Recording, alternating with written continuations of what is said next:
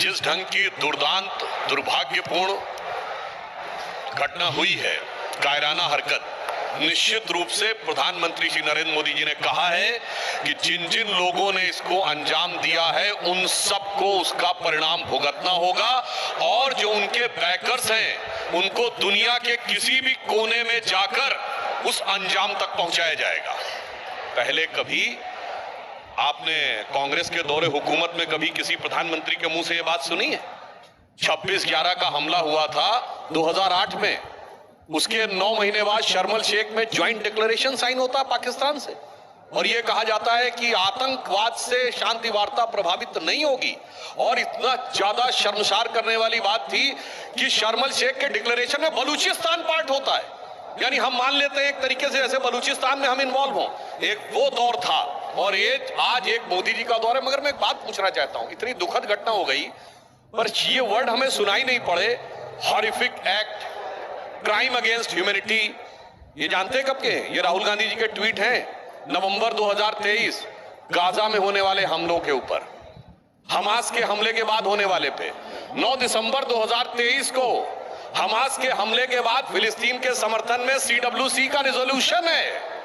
9 दिसंबर 2023 Hamas के हमले के बाद मगर CWC का कोई रेजोल्यूशन दिखाई नहीं पड़ा, सोनिया जी का कोई आर्टिकल दिखाई नहीं पड़ा, प्रियंका जी और इनका स्टेटमेंट नहीं दिखाई पड़ा, रॉबर्ट वड्रा जी का बहुत ही निंदनीय, निकृष्ट और भर्त्सनायोग बयान देखने को मिला।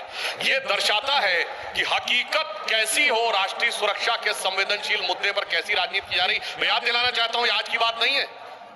जाकिर मूसा ने ओपनली कहा था यह कोई कश्मीरियत की लड़ाई नहीं है, यह इस्लामी खलीफत की लड़ाई है।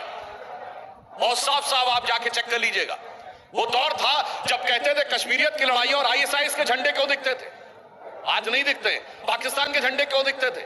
परंतु मैं यह बात कहना चाहता हूं कि इस गंभीर स्थिति के बाद जो हुआ है उसके लिए जैसा फर्म रिजॉल्व इस देश में चाहिए, जिन देशों ने आतंकवाद पे मजबूती से विजय प्राप्त की है वहां पॉलिटिकल लाइन नहीं रही है।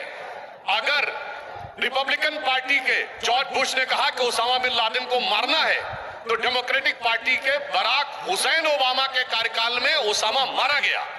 मगर हमारे यहां अभी देख रहे थे अखिलेश यादव जी क्या बोल रहे हैं, सुरक्षा चूक बोल रहे हैं, ये नहीं बोल पा रहे। कितनी दुख की बात है, ये कहा गया कलमा पढ़ो और उसमें तो ईसाई भी मारा गया। कोई नहीं बोल रहा है कि हमारे पवित्र कलमा का अपमान किया गया इसके द्वारा।